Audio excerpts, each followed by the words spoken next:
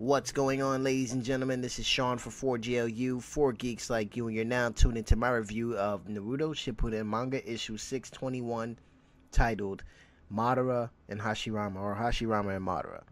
Now, there wasn't much that was shown here that we haven't seen before, but there was a lot of new techniques that we saw.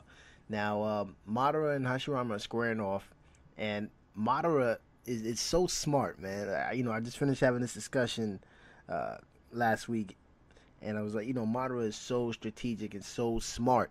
He actually, he has the Nine Tails in his possession, and he's fighting against Hashirama, right? Well, he actually used Susanoo, the armor of Susanoo, around the Nine Tails to protect it from getting hit by the first's technique, which was to damage Beast. And it was like, wow, like even Hashirama was like, wow, like he actually used Susanoo's armor around, the Biju. Like that was really smart, man. Like that just goes to show you that Madara is a foe not to be reckoned with. We also got to see the first use the technique that you remember that he used against Naruto when Naruto changed on Orochimaru. I mean that Orochimaru had used on Naruto, releasing the gates with the faces. Like he actually used that, and I was like, shit, man. All right, so Orochimaru actually knows some of the first techniques. Okay, but regardless of what, this chapter was basically them fighting and destroying the land. Nothing was really explored about their past until the very end of the chapter, and that's what I'm really going to focus on, is the very end. And it looks like I would like to say that the battle between Hashirama and Madara, of course, resembles Naruto and Sasuke's first battle, especially when Hashirama confronts Madara and he's like, "Well, I thought you were my friend." And like Hashirama, like Hashirama is like the Naruto, and of course, obviously, Madara is Sasuke. But anyway, I want to focus on the end of the chapter where it actually goes to where Madara is a kid and he's trying to throw a rock across the lake, to make it skip. And then, it doesn't go as far as he wants it to. So Hashirama comes out of nowhere, and they're, again, they're kids, and he throws his, and it actually goes further than Madara's. And Madara's like, like, who's this kid? And Hashirama's like, well, I guess that, that makes us like foes, kind of like rivals, as far as rock throwing is concerned. And so you get to see that they actually met each other when they were kids and not adults or teens or young men, you can say here.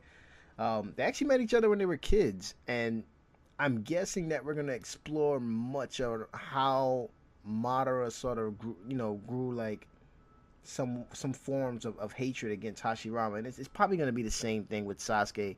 Obviously, Hashirama excelled at certain techniques or excelled at getting noticed more, while Madara was looked at, as an outcast maybe, or looked at like you're weak compared to him, and the friendship sort of separates. So I'm looking at maybe it's going to go that way, but regardless of what, it is an interesting fact that they actually met when they were kids.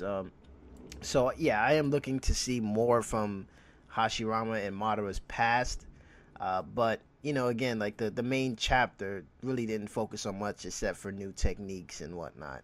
So overall, it was a great chapter. I mean, it was a good chapter. Very surprised to see what I saw at the end, and yeah, that's basically it. All in all, Madara is still the man. I mean, he's definitely showing that he is a little bit more strategic. He may not be as strong as Hashirama, as we seen at the end when Hashirama unleashed his last technique while trying to bargain with Madara. Basically telling Madara like, yo, like I'm trying. Like we don't have to fight. Like let's just be friends, basically, man. Let's go back to the way things were. And Madara was like, I'm not having that, man. Like, chill. Like, I'm at the top of my game right now. You're not stopping me. I would like to also mention that Hashirama unleashed this crazy technique, and it's like it's like similar to a statue of Buddha, but it had like 1,000 arms, and like the shit was huge, man. It was huge. Like they pulled back, they panned back a little bit on one panel, and you see it compared to the QB, and it's like this thing is like the size of a grand scaled mountain compared to the QB, man. And I was like, shit. Like we didn't get to see what happened as far as like what the technique actually did, but I'm assuming that it smashed the shit out of the QB and rocked Madara. As we know, Madara did survive, but he looked like he was fucked up, man. So I guess this attack just completely destroyed him, man. I mean, if you've seen the manga and you've seen the page, then you know what the attack looked like and what it could have possibly. Just imagine what it could have possibly done to Madara to make him look the way he looked when he met Obito. So again, all in all, good chapter. Can't wait to see what happens next week. And yeah, this is Sean from 4GLU, 4 Geeks Like You. Stay tuned for more reviews, and I'll see you guys later. Have a good one.